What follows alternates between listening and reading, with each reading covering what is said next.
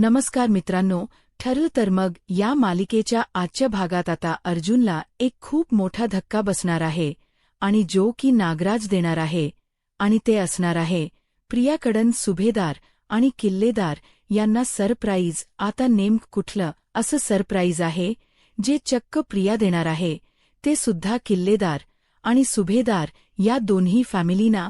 आता नेमकं काय घडतं ह्या सगळ्याचे अपडेट बघूया. तर इथे आता जो नागोबा असतो त्याचं असं म्हणणं असतं की मला आता इथे जेलमध्ये किंवा या हॉस्पिटलमध्ये राहायचं नाहीये.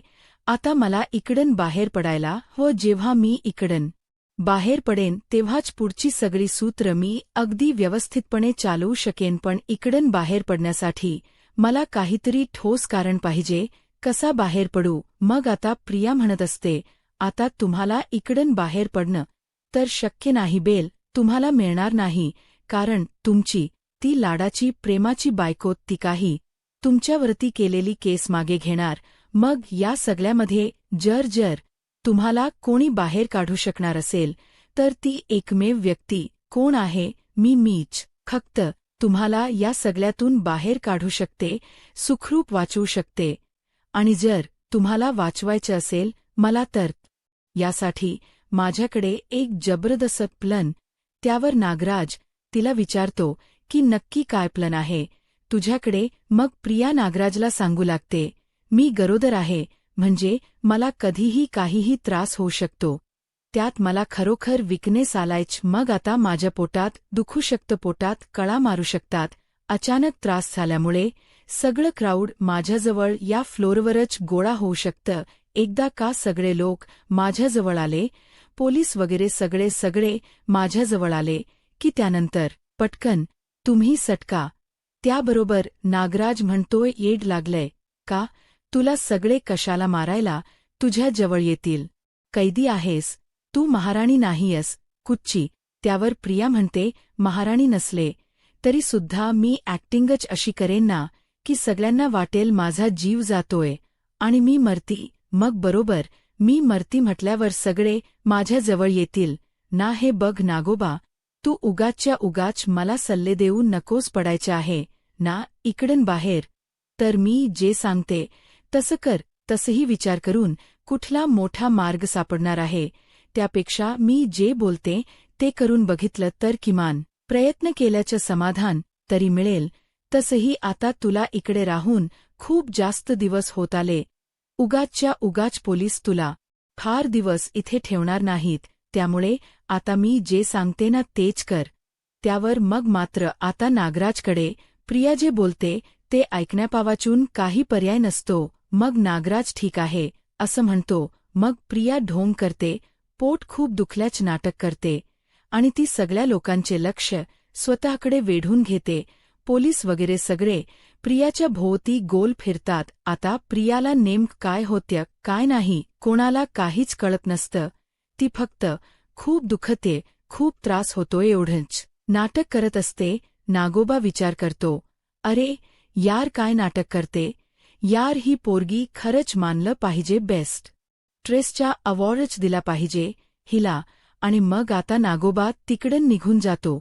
त्याबरोबर तोपर्यंत इकडे जी प्रिया असते ती विचार करते की आता मला असंच गप्प बसून चालणार नाही. थोड्या वेळाने तिला मेडिसिन्स इंजेक्शन्स दिल्याच्यानंतर प्रिया शांत होते.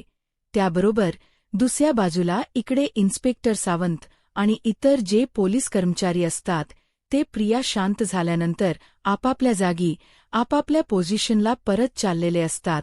त्यावेळी आता इकडे त्यांना दिसत की नागराज गायब आहे. मग आता पोलीस विचार करतात की हा नागराज गेला कुठे? संपूर्ण हॉस्पिटलमध्ये एकच खळबळ माजलेली असते. सर्वत्र नागराजच्याच नावाची चर्चा सुरू असते. नागराज कुठे हाच प्रश्न सगळ्यांना पडलेला असतो. मग आता नागराज कुठे आहे हे सगळेजण शोधाशोध करायला सुरुवात करत. कोणी टॉयलेट्समध्ये शोधत, कोणी आणखी इतर जे वॉर्ड असतात तिथे जाऊन शोधतं, कोणी ड्रेसिंग एरियामध्ये शोधत, कोणी ओपीडीमध्ये जाऊन बघतं, कोणी सगळ्या मेन गेट्सना चेक करतं, कोणी हॉस्पिटलच्या लॉबीमध्ये चेक करतं, तर कोणी जाऊन खाली ग्राउंड फ्लोअरला चेक करतं, कोणी कंपाऊंडमध्ये तपासत. पण नागराज काही हॉस्पिटलमध्ये कुठेही सापडत नाही. ऑफकोर्स या लोकांनी आधीच फुलपू प्लन तसा बनवलेला असतो की नागराज कळून जाऊ शकेल. मग आता इन्स्पेक्टर सावंत विचार करतात की या सगळ्याबद्दल आता मी इकडे सांगितलं पाहिजे अर्जुन साहेबांना. त्यांना सुद्धा या गोष्टी माहिती असायला हव्या, नाहीतर त्यांच्या कुटुंबाला त्या नागराजपासून आधीच धोका आहे. मग अर्जुनला इन्स्पेक्टर सावंत फोन करतात आणि नागराज हॉस्पिटलमधून पळून गेलाय असं सांगतात.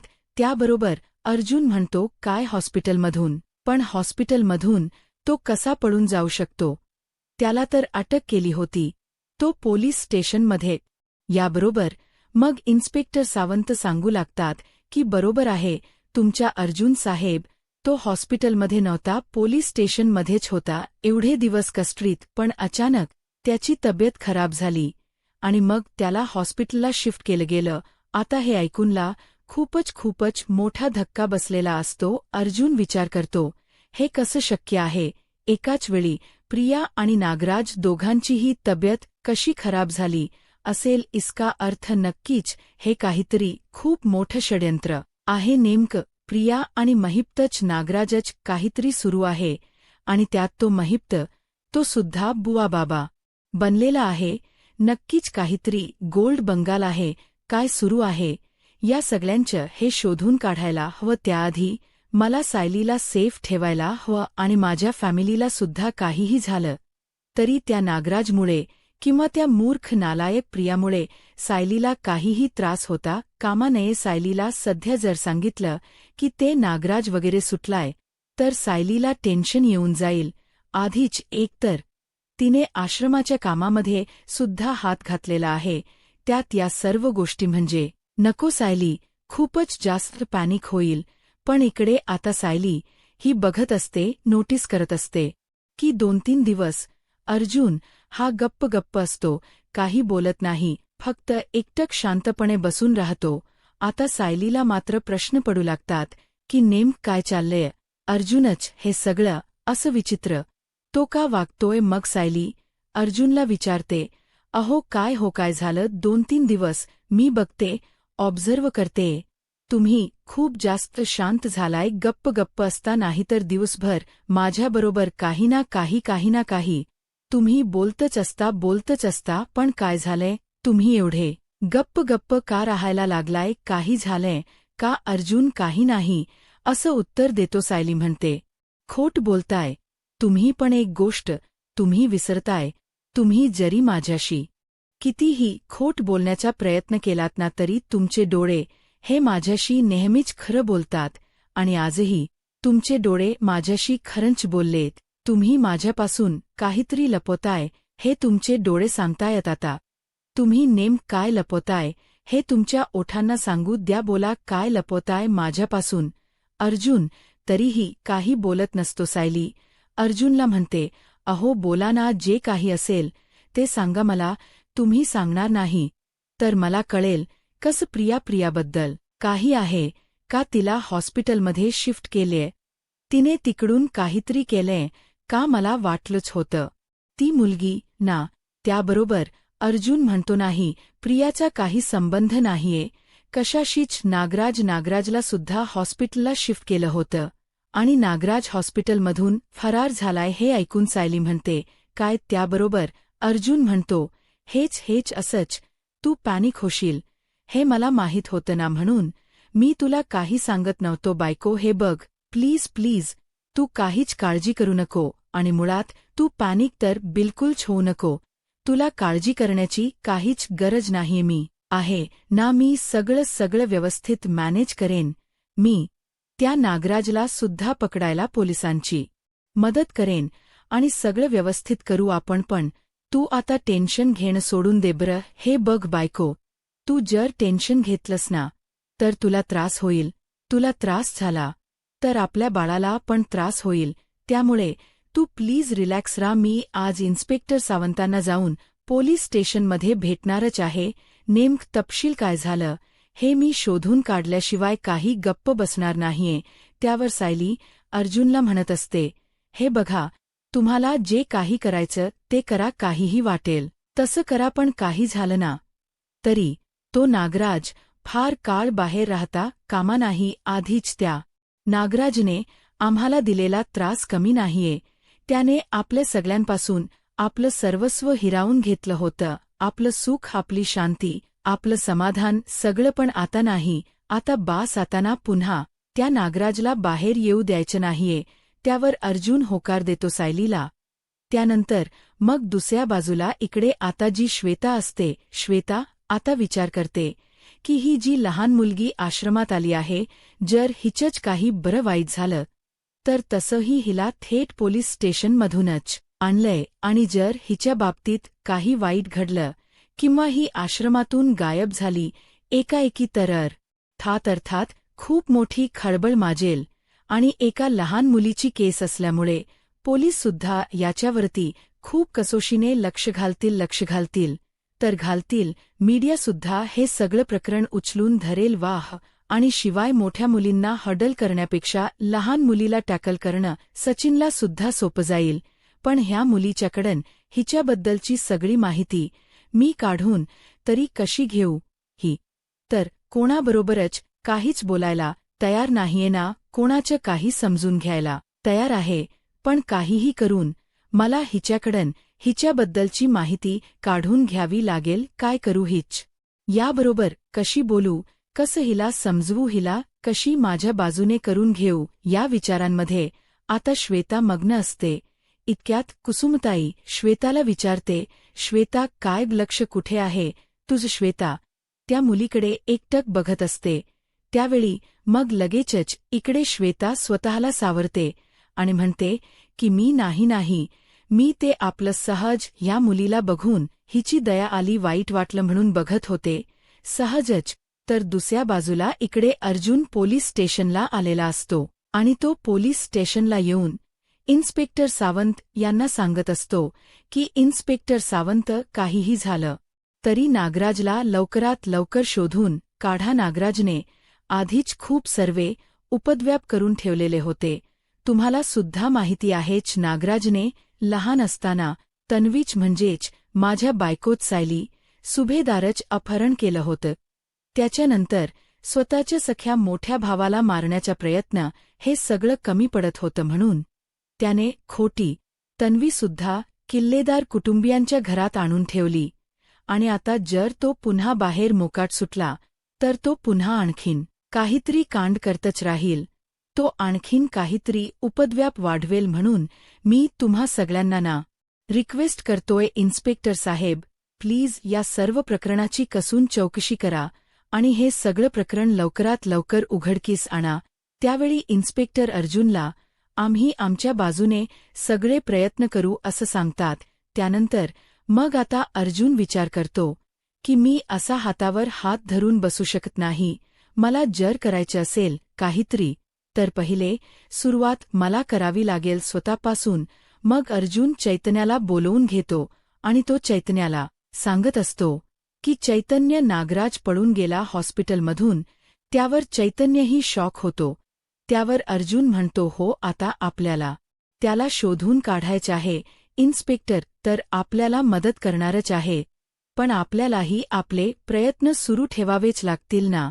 त्यावर चैतन्य म्हणतो की ठीक आहे अर्जुन, तू म्हणशील तसं करू. आपण ताबडतोब सुरुवात करूया महिराजला शोधायला. नागराज जाऊन असा कुठे जाऊ शकतो? मला तर वाटते ना तो महिप्तकडेच गेला असेल. त्याला आश्रय देणारी जर कोणी व्यक्ती असू शकते या जगात तर ती महिप्तच आहे. पोलीस स्टेशनमध्ये एवढे दिवस कैद असल्यामुळे आधीच नागराजकडे पैसे नसतील, त्याचे खिसे रिकामे असणार. आणि त्याशिवाय आता त्याला किल्लेदार कुटुंबीय तर घरात घेणार नाही. सुभेदारांच्या घराच्या दरवाजात येण्याची सुद्धा त्याची हिंमत होणार नाही. मग या सर्व परिस्थितीत त्याच्याकडे पर्याय कोण उरतो?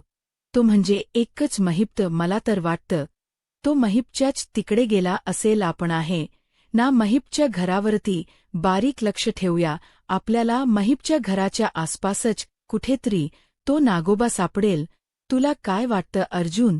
त्यावर अर्जुन होकार देतो. त्याबरोबर चैतन्य म्हणतो, ठीक आहे, मग मी एक काम करतो. मी लगेच कामाला लागतो, मी ताबडतोब शोधून काढतो. हे सगळं नेमकं काय प्रकरण आहे ते तर दुसऱ्या बाजूला. सायलीने सुद्धा त्या लहान मुलीला बघितलेलं होतं आश्रमामध्ये. त्या मुलीकडे बघितल्यानंतर सायलीला तिचं बालपण आठवलं होतं. सायली आता आरशात बघत असते आणि ती म्हणत असते, आज त्या चिमुरडीला बघून मला एका क्षणासाठी का होई ना पण माझ्याच बालपणाची पुन्हा एकदा आठवण झाली. पण माझ्या बाबतीत जे घडलं ते तिच्या बाबतीत मी नाही घडू देणार. जर खरोखर ती चुकून तिच्या आई-वडिलांपासून हायवेला हरवली गेलेली असेल तर मी नक्की लवकरात लवकर काहीही करून तिची आणि तिच्या आई-बाबांची आणि श्वेताच बोलणं ऐकून सायलीला धक्काच बसतो. तर दुसरीकडे आश्रमात पाहायला मिळतं की प्रियाने आपली माणसं तयार करून अगदी आश्रमात पाठवलेली असतात. आता इन्स्पेक्टर म्हणून आलेले शिंदे मधुभाऊंना प्रश्न करत म्हणतात, पाटील, ही मुलगी तुम्हाला नक्की कुठे सापडली? तर त्यावेळी मधुभाऊ म्हणतात, ही मुलगी मला नाही तर आमच्या आश्रमात असणाऱ्या या काकांना सापडली आहे. तर ते काका म्हणतात की हो, ही मुलगी मला सापडली. त्यावेळी रस्त्याबाजूच्या एका मंदिरात राहत होती आणि तिथील त्या गुरुजींनी तिला सांगितलं की तुला या आश्रमात आश्रय मिळू शकतो आणि म्हणूनच मी तिला आश्रमात घेऊन आलो आहे. तर त्यानंतर इन्स्पेक्टर शिंदे म्हणून आलेली व्यक्ती आणि त्यांच्यासोबत येणारी दुसरी व्यक्ती सोनलला म्हणते, मला ओळखस का बाळा? पण कसं ओळखशील? अगं मला तू ओळखूच शकत नाहीस कारण त्यावेळी तू खूप लहान होतीस. आणि त्यावेळी त्या ठिकाणी श्वेता येते आणि मधुभाऊंना म्हणते, मधुभाऊ, मी हे सगळं काही सायली ताईला कळवलं आहे. सालीताई आणि अर्जुन सर दोघेही येत आहेतच. तर आता मधुभाऊ इन्स्पेक्टर शिंदे यांना म्हणतात, इन्स्पेक्टर शिंदे साहेब, अहो माझी लेक सायली आणि माझे जावई ते वकील आहेत, ते येतील आणि तेच तुम्हाला सगळं काही सांगतील. तर त्यावेळी शिंदे म्हणू लागतात, पाटील काय आहे ना, काही प्रश्नांची उत्तरं ही हिलाच द्यावी लागतील. आता इन्स्पेक्टर शिंदे सोनलला म्हणतात, बाळा घाबरायचं नाही. सोनल घाबरलेली असते. त्यावेळी सोम्या सोनलला म्हणतो, सोनल अगं घाबरू नकोस. मधुभाऊ नेहमी म्हणतात की पोलीस हे आपल्या मदतीसाठीच असतात. तर त्यावेळी इन्स्पेक्टर शिंदे सोनलला एक फोटो दाखवतात आणि विचारतात, बरं मला सांग बाळा की तू यांना ओळखतेस? त्यावेळी सोनल तो फोटो पाहते आणि म्हणते, हो, मी ज्या मंदिरात राहायचे त्यावेळी हेच गुरुजी मला सांभाळायचे. इन्स्पेक्टर शिंदे सोनलला म्हणतात, तुझं सोनल नाव यांनीच ठेवलं आहे का? तर सोनल म्हणते की हो, यांनीच माझं नाव सोनल ठेवलं. खरं तर माझं लहानपणीच खरं नाव काय आहे हेही मला आठवत नव्हतं आणि त्यावेळी म्हणूनच त्यांनी माझं नाव सोनल ठेवलं. तर इन्स्पेक्टर शिंदे यांच्यासोबत आलेली व्यक्ती आता सोनलला म्हणते, बाळा मला माहीत आहे तुला तुझं नाव आठवत नाहीये, पण बाळा तुझं खरं नाव प्राची आहे. अग मी तुझा काका आहे. तर त्यावेळी मानसी म्हणते, ही प्राची वगैरे कोणीही नाहीये, तर ही आमची सोनल आहे. तर इन्स्पेक्टर शिंदे यांच्यासोबत सोनलचे काका म्हणून जे आलेले असतात ते मानसीला म्हणतात की नाही, ही प्राचीच आहे, हीच खरं नाव प्राची आहे. आणि हो पाटील, माझ्याकडे सगळे पुरावे आहेत, हवं तर तुम्ही पुरावे बघून घ्या. तर मधुभाऊ म्हणतात, इन्स्पेक्टर शिंदे, आणि हो तुम्ही जे कोणी असाल ते जोपर्यंत माझी लेक आणि माझे जावई बापू या ठिकाणी येत नाहीत तोपर्यंत मी कोणताही निर्णय घेऊ शकत नाही. तर त्यावेळी सायली, अर्जुन त्या ठिकाणी आलेले असतात. सायली विचारते, मधुभाऊ काय झालंय? तर मधुभाऊ अगोदर ओळख करून देत म्हणतात, ही माझी मानलेली मुलगी सायली सुभेदार आणि हे माझे जावई बापू ॲडव्होकेट अर्जुन सुभेदार. आता हे सगळं बोलणं चालू असताना कुठली तरी एक तिसरीच व्यक्ती या सगळ्याचे खोटो काढत असते. तर इथे इन्स्पेक्टर शिंदे यांच्यासोबत आलेली व्यक्ती सायली अर्जुनला म्हणते की नमस्कार, मी प्राचीचे काका म्हणजेच सुरेश कदम. तर त्यावेळी सायली त्यांना प्रश्न करत म्हणते की कोण प्राची? तर त्यावेळी सोनल सायलीला म्हणते, सायली ताई, हे मला म्हणतायत की माझं खरं नाव प्राची आहे. आता सायलीला काहीच कळत नसतं. तर सोनल सायलीला म्हणते, मला लहानपणीच काही आठवत नाहीये, पण हे म्हणतायत की हे मला घेऊन जाण्यासाठी आले आहे. सोनल घाबरलेली असते, तर सायली सोनलला म्हणते, सोनल, तू अजिबात घाबरू नकोस, आम्ही आलोय ना. तर त्यानंतर आता सायली श्वेताला विचारते, श्वेता, गौरी कुठे आहे? तर श्वेता म्हणते की गौरी झोपली आहे, म्हणजे ती आता उठेलही. तर सायली मानसीला म्हणते, मनुजा, तू गौरीपाशी बस, ती उठल्यानंतर तू तिच्यासोबत तिथेच खेळ, कारण झोपेतून उठल्यानंतर ती जर बाहेर आली आणि तिने जर पोलिसांना पाहिलं तर ती घाबरेल. मनू म्हणते, बरं ठीक आहे, असं म्हणत आता मनू गौरीपाशी निघून जाते. तर त्यानंतर अर्जुन एक वकील म्हणून मिस्टर सुरेश यांना प्रश्न करत म्हणतो, मिस्टर सुरेश, तुम्ही म्हणताय की तुम्ही सोनलचे काका आहात? तर सुरेश म्हणतात की हो साहेब, खरं तर गेली कित्येक वर्ष आम्ही आमच्या प्राचीला शोधतच होतो, ती हरवली. त्यावेळी आम्ही पोलीस कंप्लेंट सुद्धा केली होती आणि काल कित्येक वर्षानंतर इन्स्पेक्टर शिंदे यांचा आम्हालाचा फोन आला आणि ते मला म्हणालेत की तुमची पुतणी सापडली आहे. जसं मला कळालं तसं मी भेट घालून देईन आणि तिला पुन्हा तिच्या कुटुंबियांबरोबर पाठवून देईन. ज्या सुखासाठी, ज्या आयुष्यासाठी, ज्या आनंदासाठी, ज्या आईबाबांसाठी मी आयुष्यभर तळमळत राहिले, तडखडत राहिले. मी कायम विचार करत राहिले, माझे आईबाबा कोण असतील? तो सर्व त्रास मी त्या मुलीला सहन करू नाही देणार. काहीही झालं तरी मी माझ्या आईबाबांना शोधायला जितके एफर्ट्स घेतले तितकेच एफर्ट्स मी त्या मुलीच्या आईबाबांना शोधायला सुद्धा देणार आहे. मी एक काम करते, मी यांच्याशी सुद्धा बोलते. यांनी जसा माझा खोटो फोटो सर्क्युलेट केला होता, माझ्याबद्दलची माहिती जशी गोळा केली होती, तशीच मी यांना त्या मुलीबद्दलची माहिती सुद्धा गोळा करायला सांगते. म्हणजे कदाचित काहीतरी कळेल आम्हाला. मे बी जसं माझ्याबद्दल बाबांनी शोधण्याचा प्रयत्न केला होता, तसंच त्या मुलीचे आईवडील सुद्धा त्या मुलीबद्दल माहिती शोधत असेल. आणि मग सायली प्रार्थना करते, देवी आई, जसे मला माझे आईबाबा मिळवून दिलेस तसेच त्या लहान मुलीला तिचे सुद्धा आईबाबा मिळवून दे. माझ्यावर प्रेम करण्यासाठी मधुभाऊ होते म्हणून मलाला कधी माझ्या आईबाबांची कमी जाणवली नाही. अर्थात त्या मुलीला सुद्धा आम्ही कोणी तिच्या आई-वडिलांची कमी जाणवू देणार नाही, पण शेवटी जी त्यांची जागा आहे ती आम्ही कोणीच घेऊ शकणार नाही. जर खरोखर ती मुलगी चुकून तिच्या आई-बाबांपासून दुरावली असेल तर तिला तिचे आईवडील लवकरात लवकर सापडू देत, अशी प्रार्थना ती करत असते. त्यानंतर मग ती तिच्या पोटावरून हात फिरवते आणि म्हणत असते, खरंच किती नशीबवान असतात ती मुलं ज्यांच्याकडे त्यांची खूप काळजी करणारे आईवडील असतात. नाहीतर माझ्याकडे सुद्धा माझे आई-बाबा आहेतच की, पण जेव्हा मला त्यांची सगळ्यात जास्त गरज होती तेव्हा मी त्यांच्या जवळ नव्हते. पण सुदैवाने जेव्हा आज त्यांच्या म्हातारपणात त्यांना माझी गरज आहे तेव्हा मी त्यांच्या जवळ आहे.